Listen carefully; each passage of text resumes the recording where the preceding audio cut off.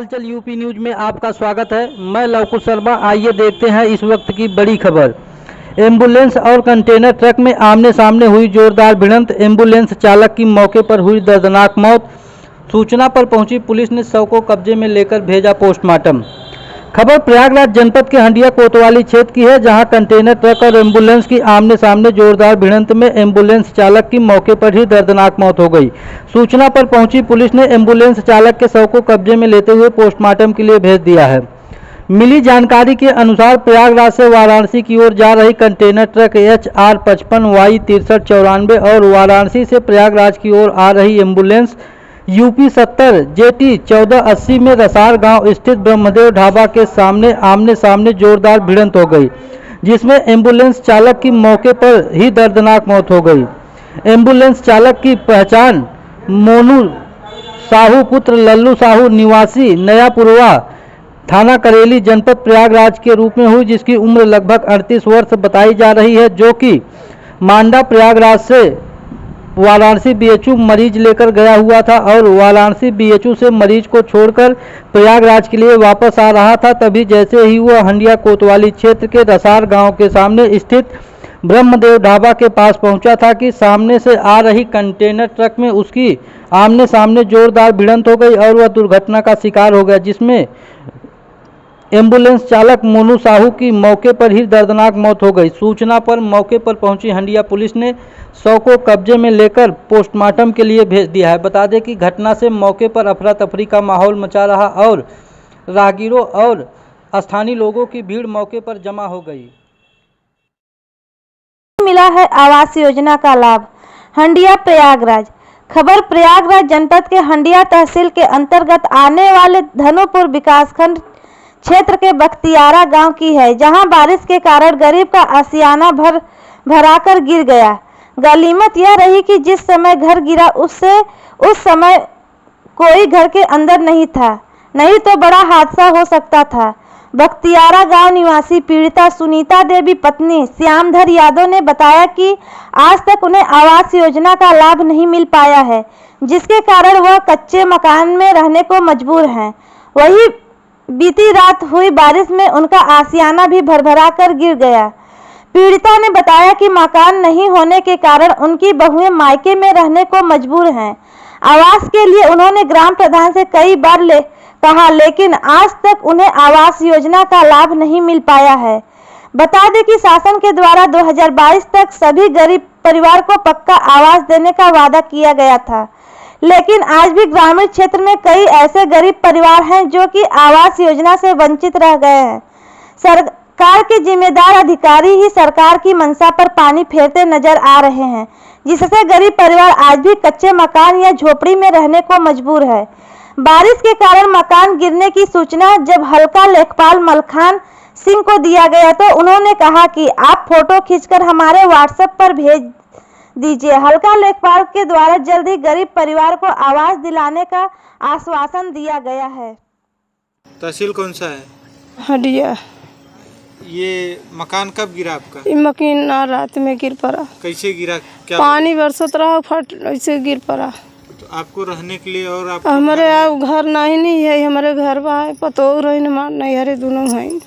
इसी घर में वो भी रहती थी? हाँ, इसी में रहत रहे। खाना पीना ही बनत रहा, रोटी पानी सब कुछ ही बनत रहा। अच्छा, आपको आवास वगैरह नहीं मिला है? हमें कहाँ मिला है आवास के लिए आपने प्रधान जी को कभी कहा है? आवास बहुत कहे है प्रधान जी, जब नहीं देते।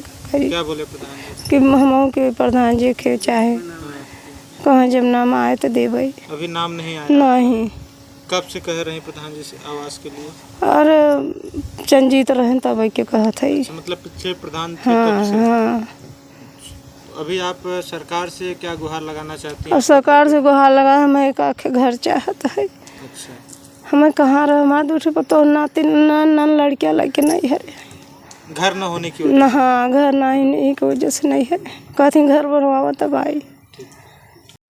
बढ़ते हैं अगली खबर की ओर। महिलाओं की सुरक्षा हेतु राजकीय बालिका इंटर कॉलेज में चलाया गया जागरूकता अभियान।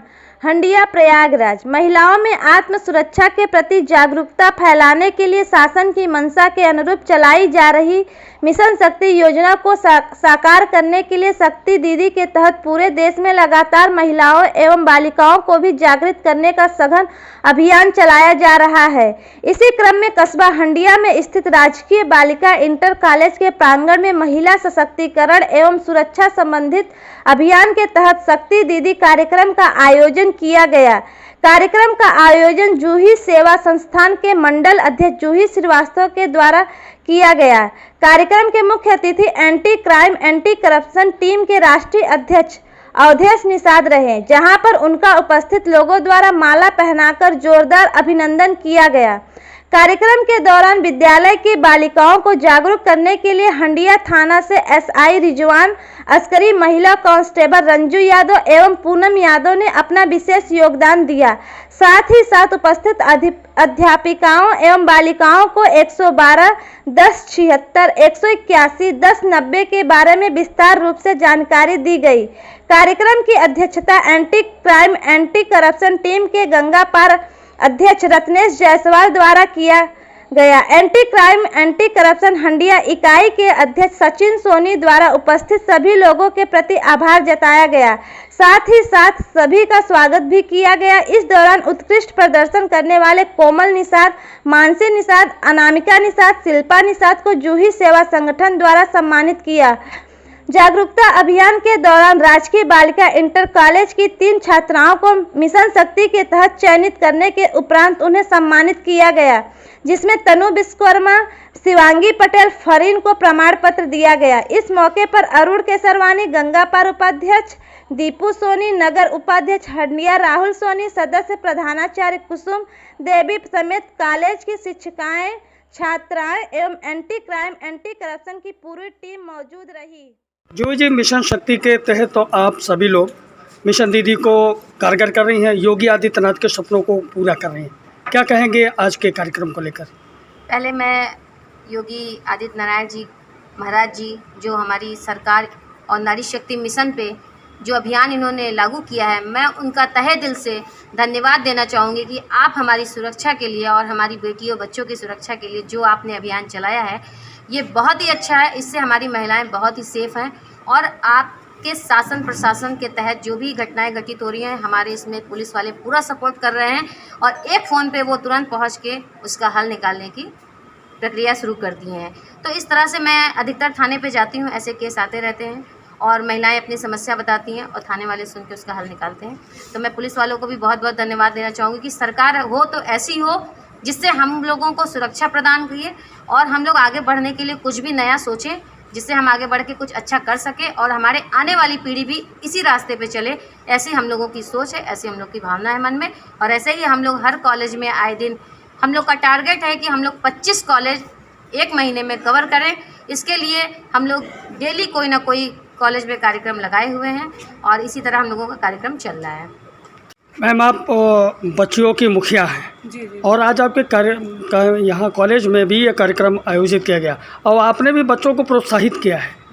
तो जो ये योगी जी की ये योजना चल रही है, ये कैसी योजना आपको लगी और कितना ये कारगर हो सकती है, क्या कहेंगे आप? नहीं, ये योजना बहुत अच्छी चल तो पहले से रही मेरा सशक्तिकरण, लेकिन इस समय और जागरूकता दिख रही है इन लोगों में भी। और ये हम लोग अपने तरफ से तो पूरा कार्यक्रम ये करते ही रहते हैं। हम लोगों का तो वर्क ही यही है, बच्चों को जागरूक करना। तो ये जो इन लोगों की जो नीतियाँ चल रही हैं इस समय जो की गई हैं, जो हर कॉलेज में जाके बताना और बच्चों की समस्याएं सुनना और जो फ़ोन नहीं मिलते कभी कभी, ये चीज़ें यदि चल रही हैं यदि कार्यक्रम में, तो बहुत ही अच्छे ढंग से हो रही है और हमें लग रहा है इससे काफ़ी हद तक अपराध भी कम होगा और बच्चों में कॉन्फिडेंस भी आएगा इस क्षेत्र में आगे बढ़ने का। ये चीज़ें भैया, आप क्या चाहते हैं कि मतलब कि जिस तरीके से ये महिला सशक्तिकरण का कार्यक्रम किया जा रहा है, आपके विद्यालय में क्या फिर दोबारा मौका मिले? ऐसी सोच। बिल्कुल बिल्कुल, इस तरह का प्रोग्राम मुझे लगता है शहरों से ज़्यादा ग्रामीणों में ज़्यादा आवश्यकता है।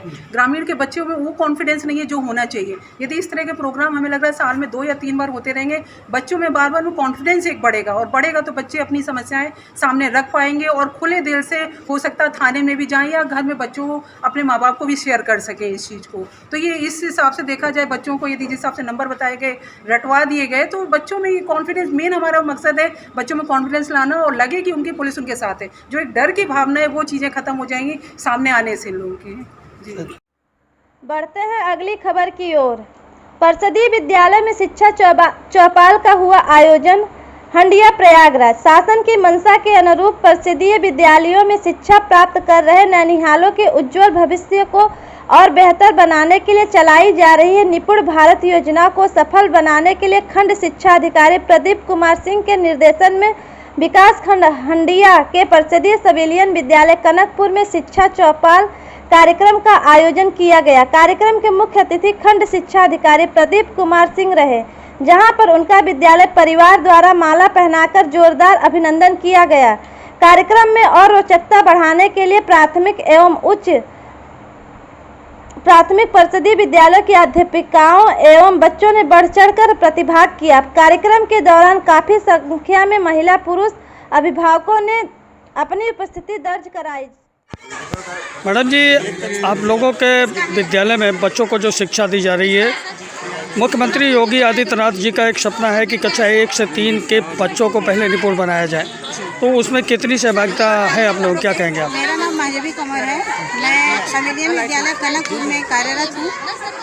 मेरे जो बच्चे हैं, जो बच्चे आते हैं नौनिहाल छोटे बच्चे, तो पहले हमें उनको अपनी तरफ आकर्षित करना है। हम अपने बच्चों को कैसे बहाने कि वो हमसे कितनी चाहत रखें।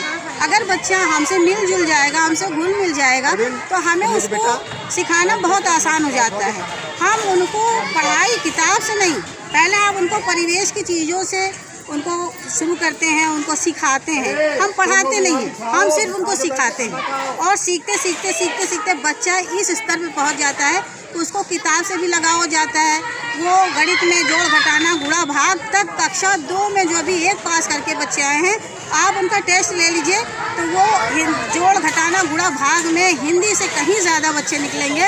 हिंदी में भी हमारे बच्चे बहुत अच्छे हैं, लेकिन अभी हमारा प्रयास जारी है कि हम उनको किस तरह से पूरी बुक इस हिसाब से पढ़ना सिखा दें कि वो एकदम जैसे तन्मयता से पढ़ते हैं, जैसे एक प्रवाह होता है, उस हिसाब से बच्चे पढ़ने लग जाएं।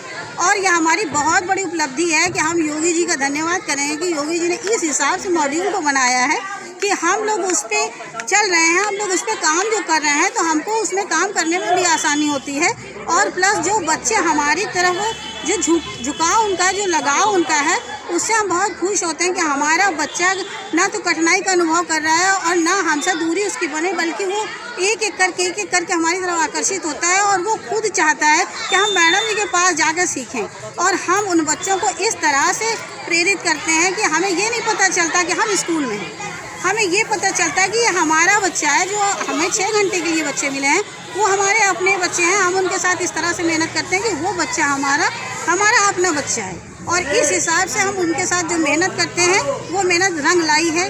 आज हमारे बच्चे निपुण हो गए हैं। हमें भी इस बात की बहुत खुशी है कि हमने कुछ किया, इतना हमको बेहतर करने का जो ढंग मिला, उसके हम बहुत शुक्रगुजार हैं कि हमें योगी जी ने ऐसा मॉड्यूल दिया, ऐसी ऐसी चीज़ें दी कि जिससे हमारी जो बच्चों में नीरसता थी, वो बच्चे अब बहुत अच्छे से उनका लगाव हो गया पढ़ाई से, और वो विद्यालय इस तरह से आते हैं कि हमारे यहाँ बैठने की जगह कम हो जाती है, लेकिन बच्चों का आना नहीं कम होता। बढ़ते हैं अगली खबर की ओर, जहां प्रधानमंत्री के द्वारा 508 स्टेशनों के पुनर्विकास का शिलान्यास किया गया। वीडियो कॉन्फ्रेंसिंग के जरिए फूलपुर में भी मना जश्न। बता दें कि अमृत भारत स्टेशन योजना के तहत 508 रेलवे स्टेशनों का शिलान्यास किया जा रहा है। इसी क्रम में प्रयागराज जंक्शन, प्रयागराज और फूलपुर रेलवे स्टेशन के पुनर्विकास की आधारशिला प्रधानमंत्री नरेंद्र मोदी के द्वारा वीडियो कॉन्फ्रेंसिंग के जरिए रखी गई। प्रधानमंत्री नरेंद्र मोदी ने रिमोट दबाकर पुनर्विकास कार्यक्रम का शुभारंभ किया। इस मौके पर फूलपुर में जश्न का माहौल रहा। कार्यक्रम में जिला अध्यक्ष अश्वनी द्विवेदी, फूलपुर विधायक प्रवीण पटेल, पूर्व विधायक दीपक पटेल, ब्लॉक प्रमुख फूलपुर विपेंद्र पटेल, ब्लॉक प्रमुख बहरिया शशांक मिश्रा, चेयरमैन फूलपुर अमरनाथ यादव, पूर्व जिला अध्यक्ष अमरनाथ त्रिपाठी, कार्यक्रम संयोजक हरिभूषण सिंह, सह संयोजक दिलीप यादव, जिला अध्यक्ष श्याम बिहारी पांडे, महामंत्री मनोज निषाद, वीरेंद्र कुमार सिंह सहित कई लोग। खास खबर, पुश्तैनी आबादी की जमीन पर विपक्षी कर रहे हैं जबरन कब्जा। हंडिया प्रयागराज। खबर प्रयागराज जनपद के हंडिया तहसील क्षेत्र के अंतर्गत आने वाले गांव गौसपुर रामनगर गांव की है, जहां पुश्तैनी आबादी की जमीन पर विपक्षी घर जबरन कब्जा कर रहे हैं। एसडीएम और पुलिस को तहरीर देकर न्याय की गुहार लगाई है, लेकिन कोई सुनवाई नहीं हो रही है। गौसपुर रामनगर निवासी पीड़ित शेषधर बिंद, संतलाल बिंद, गुलाबधर बिंद, राजित राम बिंद, घनश्याम लाल बिंद, प्रेमचंद्र ने बताया कि गांव में उनकी आबादी की जमीन है, जिस पर उनका पिछले कई वर्षों से दादा बाबा के ज़माने से कब्जा दखल है, लेकिन इसके बावजूद भी विपक्षी, जो कि हंडिया तहसील में प्राइवेट कंप्यूटर ऑपरेटर के रूप में काम करता है, जबरन उनकी ज़मीन पर कब्जा कर रहा है और उनकी ज़मीन पर आने जाने के लिए रास्ता पूरी तरीके से बंद कर दिया है। इससे पीड़ित को अपनी ज़मीन पर जाने के लिए रास्ता नहीं मिल पा रहा है और विपक्षी गढ़ धीरे धीरे उनकी ज़मीन को कब्जा किए जा रहे हैं। पीड़ित ने बताया कि उनके द्वारा बनाए गए टीन सेट में विपक्षी द्वारा पालतू पशु बांधकर उनकी ज़मीन को कब्जा कर रहे हैं, जिसको लेकर पीड़ित ने राजस्व टीम से शिकायत किया, तो शिकायत के बाद राजस्व निरीक्षक, नायब तहसीलदार व हल्का लेखपाल मौके पर पहुंचे और पीड़ित को ही उल्टा डांट फटकार लगाने लगे, जिससे पीड़ित न्याय के लिए दर बदर भटक रहा है। थाना कौन सा है? हंडिया। क्या मामला है आप? मामला है, मेरा रूम था है, ज़मीन है, तो बगल वाले हड़प रहे हैं, ज़बरदस्ती अपना बना चुके हैं, फिर भी मेरा ले रहे हैं। कैसी जमीन है ये? आबादी ज़मीन है। तो आपने इसकी लिखित शिकायत स्थानीय थाने या? हाँ, शिकायत की है, तहसील में बार बार सब दिए, दरखास्त दिए, कोई सुनवाई नहीं हुआ। क्या आश्वासन मिल रहा है आपको? कुछ नहीं, आश्वासन आए, मेरे परिवार को ले गए जेल और कुछ सुनवाई नहीं हुआ। तो कब से आप लोग यहाँ पे रह रहे हैं? बहुत पहले से रह रहे हैं, पुराने से। फिर भी लगभग कितने सालों से? लगभग 50 साल से रह रहे होंगे, अब हमको क्या पता, हम तो अभी आए हैं। तो पुरानी ज़मीन है। हाँ, आपकी ज़मीन कौन कब्जा कर रहा है? अमित कुमार बिंद है। तो क्या कोई राजनीतिक पकड़ भी है क्या इनकी? ऑपरेटर हंडिया में है, रहते हैं मने वहाँ पे। अब जब मेरे घर वाले कोई शिकायत करते हैं तो वहाँ पे अपन था कर देते हैं, कोई सुनाई नहीं होता, उन्हीं सब सुनते हैं। शासन आई थी, क्या बोल के गई है? बोल के यही गई कि जबरदस्ती वो लोग अपना नपवा रहे थे, बनवा रहे थे। तो आप लोग रोकने गए थे? हम लोग रोके, कहें कि था इनको दो फीट, जबरदस्ती माने दिलवा रहे हैं कि 2 फीट दे दो, इसमें तुम्हारा लोग के क्या होगा। तो हम लोग भी कह रहे हैं ना कि हमारा रास्ता दे दीजिए, हम भी दे देंगे इनको 2 फीट। अच्छा, आपका रास्ता बंद है? हाँ, पूरा बंद है। तो आप लोग अभी किस तरीके से आ जा रहे हैं? बस किसी तरीके से नहीं आ रहे हैं, इतना कोलिया है, बस उसी से ऐसे जा रहे हैं, लेकिन झगड़ा हो रहा है, इसलिए वो कोलिया भी छोड़े हैं, नहीं तो कांटा और झांखर से मून देते हैं, उसको जाने नहीं देते। क्या नाम है? मीना। कहाँ की रहने वाली है? गोसपुर का। थाना कौन सा है? हंडिया। क्या समस्या है आप लोग? समस्या यही बाटे कि हमारा जमीन बीच में बाटे और जो आगे बा वो हमारा रास्ता बंद कर दिए बा, और ओकरे बाद जबरदस्ती अब हमारे में कब्जा होता ना, अपन बना चुका है, यही समस्या बा। कौन है जो कब्जा कर रहे हैं? अमित है, और वो हंडिया तहसील में रहता है और अधिकारी से मिला हुआ है, हमारे आदमी को जेल करवा दिया लॉकडाउन में, जबरदस्ती। जमीन है ये? आबादी है। आबादी है। कितने वर्षों से आप लोग वहाँ पे रह रहे हैं? बहुत दिन से रहे हैं, आजा पुरखा से रहे हैं। वहाँ पे बना हुआ है? मकान नहीं बना था, उसमें सूरन बोते थे, खन के गांव भर खाते थे और दूर दूर के आदमी को दिया जाता था। अब वहाँ पतरा रखा हुआ है, अपने पटीदार से, माने कि परिवार वाले ज़्यादा हैं, इसलिए ज़बरदस्ती गोरू बनवा रहे हैं हमारे पतरा में। सुनाई नहीं हो रहा है हमारे लोग का। आप लोगों ने शिकायत किया है कहीं? शिकायत किया है, लेकिन शिकायत वाले अधिकारी लोग भी हमको डांट रहे हैं, कल आए थे कि देंगे रास्ता, देंगे नहीं, ज़बरदस्ती बनवाएंगे। अच्छा, ये कौन बोल रहा था जबरदस्ती बनवाएंगे? वही अमित हर। बोले थे कि हम देंगे, आप लोग देंगे नहीं, अधिकारी लोग कहे हम आएंगे ज़बरदस्ती बनवाएंगे। अच्छा, अधिकारियों ने कहा जबरदस्ती हाँ, बनवा देंगे। अब कहें पैसा देंगे। हम कहा कि हमारी ज़मीन हड़प जा रही है तो हम पैसा क्यों दें, चोरी किए हैं हम पैसा दें? हमारी ज़मीन बीच में कर लिए, हमको रास्ता दिया होता है इतना, तो हम भी प्रेम से आपको रास्ता दे देते। हम भी अपना ज़मीन तुमको चौकी बैठाने के लिए देते, जब हमको दिए होते तब ना, हमको दिए भी नहीं, हमारे आदमी को थाना अदालत करा दिए, तब हम आपको कौन मोहर लगा के दिए? देने का फर्ज है। अभी कुल मिला के मेन समस्या है कि आपको रास्ता नहीं है। हाँ, रास्ता नहीं है। अब वो लोग पूरे माने पटीदार लोग मिल के सब रास्ता बंद कर दिए हैं, राजनीति करके कि जौने ये लोग यहाँ पे आ ही न पावे। हमारी जोड़ी थी, उसको आप चल के देख लीजिए, पूरा अच्छी तरह दिए। क्या नाम है? शेषधर। कहाँ के रहने वाले हैं? गोसपुर रामनगर। क्या समस्या है? समस्या है सर, ये हमारा ज़मीन है, जिसे बहुत पुराने राजा बाबा के ज़माने की ज़मीन थी, लगभग 100 साल सब नहीं पैदा हुए तब का ज़मीन है। इसे 1/3 का हकदार हैं वहाँ आबादी थे। एक बिस्सा ज़मीन हमारा है वहाँ, और फिर से वो लोग मैंने कब्जा कर लिया। हमारा रास्ता भी बंद कर दिए हैं वो लोग वहाँ जाने के लिए, तो मैं किसी प्रकार से जगह वहाँ छोड़े नहीं है। तो हम लोग तो जो बनाने पतरा भी रखा है वहाँ जाकर, उसमें तो एक वो लोग गाय खिलाते हैं उसमें, और उसके बाद फिर जो पतरा आपने रखा है, गाय दूसरा को, हाँ, गाय दूसरा बांध खियावत हैं। और जो जगह और छुटा है तो उसमें भी तो जो हमारे विपक्ष पार्टी हैं, अमित हैं, वो अपना जैसे घर बना लिए हैं 3-4 कमरा जो उनका पड़ा है, तो वो पिलर भी बना लिए हैं। उसके बाद हम लोग अपना बनाने गए तो लोग तो नहीं बनाने दिए। इसके बाद प्रशासन 100 नंबर को फ़ोन कर दिए, वो आया तो भाई रोक दिया कि जब तक किसी के नहीं बनेगा। उसके बाद फिर अमित आए तो हंडिया से लेकर आए, अधिकारी लोगों के आए, 4-5 लोग आए अधिकारी लोग, उनका नाम नहीं जानते हैं कि कौन कौन है।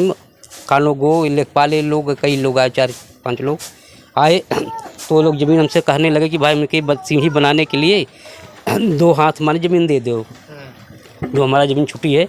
हमने ये कहा कि भाई इनको ज़मीन, हम भीटा और जगह है वहाँ भी हमारा ज़मीन कब्जा किए हैं, इनको मैंने जैसे कहने पर हम दे दिए।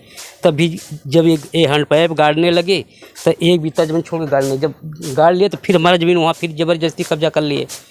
मना करे तो नहीं माने। भाई दबंग किसके हैं? वो तो जो अमित है, वो तो तहसील में तो वो था कंप्यूटर ऑपरेटर है, उसी कहने में अधिकारी लोग जो कहता है उसका भी मान करते हैं। हमारा लोगों का कोई सुनवाई नहीं हो रहा है।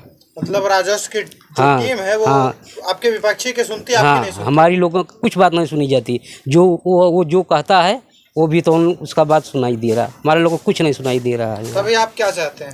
अब ये चाहते हैं कि भाई आप न्याय दिलाएं, और क्या।